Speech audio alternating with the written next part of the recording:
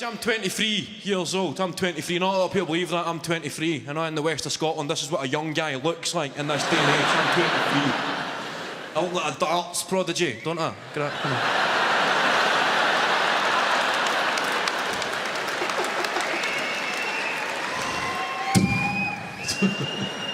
I'm 23, so I'm getting to that stage. Some of my friends, some of my cousins are having children.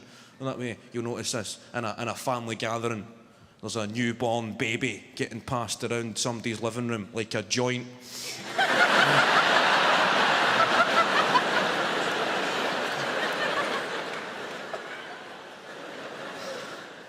And everybody's saying their piece. You know, some people who have just got this natural rapport when they speak to babies, they can just go, "Oh, look at you." And the baby starts mumbling, "Are you telling me a wee story?" It's getting closer and closer to me and I'm thinking, shit.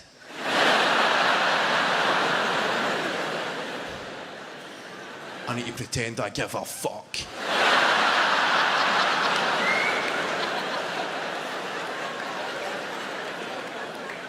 And it gets to me and I just kind of freeze. I'm going, how you doing, mate?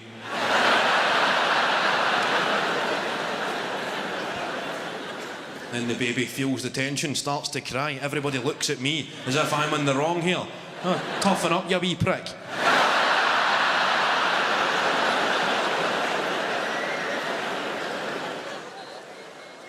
I've stopped boozing as much. Right, I still drink, but I've stopped drinking as much, because that is another thing I discovered. As soon as you turn 30, the fear of a hangover eclipses the joy of a night out. Right, teenagers, 20s, you see a tray of Jaeger bombs arrive, you see a good night ahead.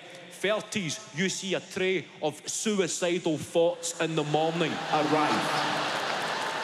That is the harsh reality of the aging process. You drink a couple of these, you know the next day is going to be spent on your couch, putting on Come Dine With Me, just for some company, just to have people there, just reassuring voices.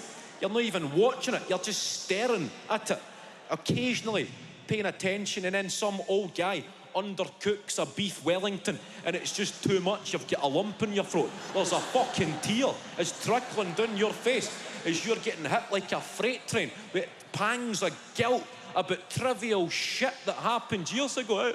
He's just fucked up. The old guy's just fucked up. He's just fucked up his beef Wellington. He only wanted to make everybody a nice dinner and he's totally ruined it. His starter looked amazing and then he just totally fucking... Why did they try a beef Wellington? It's quite a hard dish to make. And that voice perks up. That's it, Kev, you piece of shit. Remember, your mum used to make you a packed lunch every day, Kev, even though you just put it in the bin and went to the chip van. Remember, Kev? 4 years that went on. Every morning she was making you sandwiches, even though they were just going in your phone her, Kev. I'm sorry, phone her, Kev. Phone your mum, Kev. I'm going to phone her. Before you know it, you're dialing Mum Mob. Mum, I just wanted to say I'm sorry for every time you made me a packed lunch. And I was just putting it in the... Kevin, where are you? Are you on something, Kevin? Have you... Your mum thinks you're a junkie, Kev. She thinks you're a junkie. Junkie boy. Junkie. That is a hangover. 30s onwards. Going to the bathroom every 20 minutes, shitting out bits of yourself you need to keep. That's what you've got to look forward to. That was announced, not a shock statistic about teenage pregnancy. Apparently 1 in 3 15-year-olds in the UK admit to being sexually active. That was a shock tabloid headline. I don't know where they get this kind of evidence. No, I don't know who they ask to get these statistics. No, if some youth worker approached you when you were 15 years old in front of all your pals and asked you if you were sexually active. You're fucking right, mate.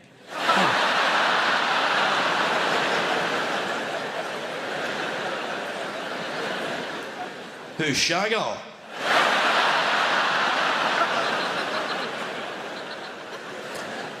Put me in for 5, pal.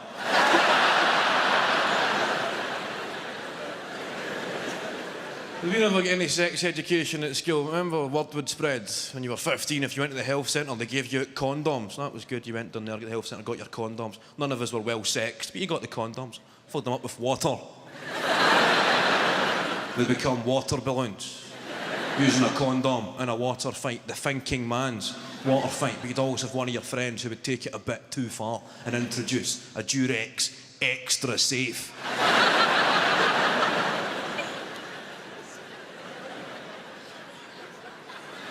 A Durex extra safe in a water fight, you'll fucking put somebody in a coma.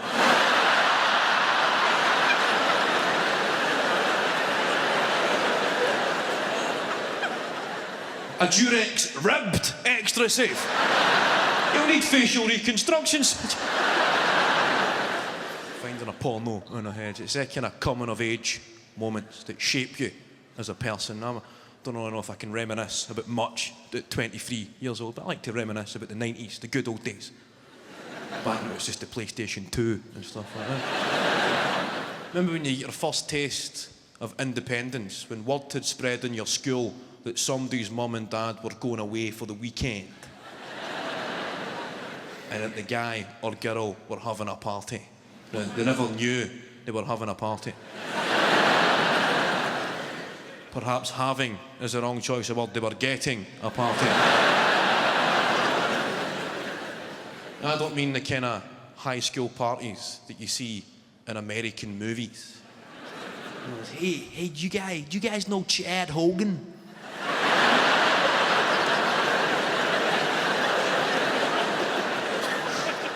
Yeah, of course, man. Everybody knows Chad Hogan, man.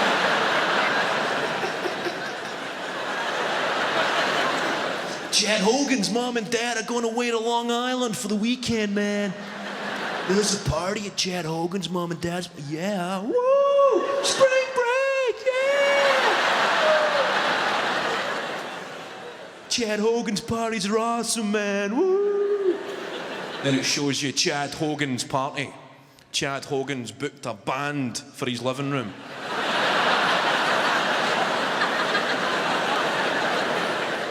Great party, Chad. Woo, yeah. Let's go get some dip and chip. Woo.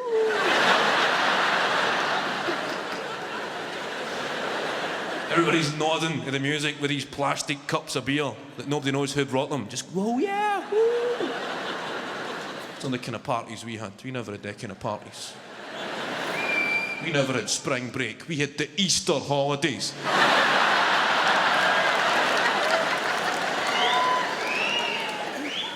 When I was growing up, it was called an empty. An empty.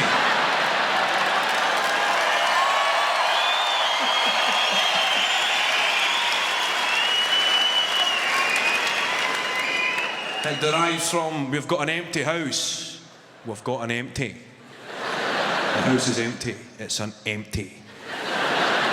Now, you never had spring break. Or Chad Hogan or bands at an empty. An empty was a far more tense affair. Somebody's furious cousin would disrupt the ambience by announcing that he'd purchased 12 cans, drank 2, gave 1 away, but there's only 7 left.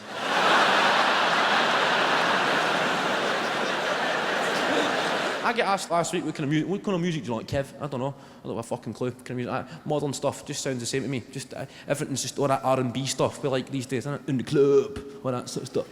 Everybody in the club, in the club. That's the way every song sounds to me. In the club, in the club, in the club. They just speak in a language I don't get. Everybody gonna shuffle on down in the club. We're getting freaky in the club. I'm feeling sexy in the club, in the club, in the club, in the club, in the club. DJ spinning my song in the club, in the club. Everything happens in this club with these pricks, innit? In the club. We ain't gonna stop till it's time to start again. In the club, in the club, in the club, in the club. No songs that just make you feel thick. You actually feel it deleting cookies in your brain. In the club, in the club, in the club, in the club. The song finishes and you think, fucking hell, I now know less stuff. I've just forgot the difference between a pastoral and an arable farm. fuck did I just forget standard grade geography there because of that song? In the club. Even their names, Will I Am. That guy, how do you get to that stage in your celebrity status? Will I Am. His name is William. You just decide to start putting full stops in the middle. Will I Am. If I was to request to be known as Kev I.N., I'd get a fucking slap in the face. If I was to sit my dad down and say, Dad, I'm thinking about reinventing myself as Kev I.N., he'd be saying, just run that by me again, son. Step outside, talk me through this.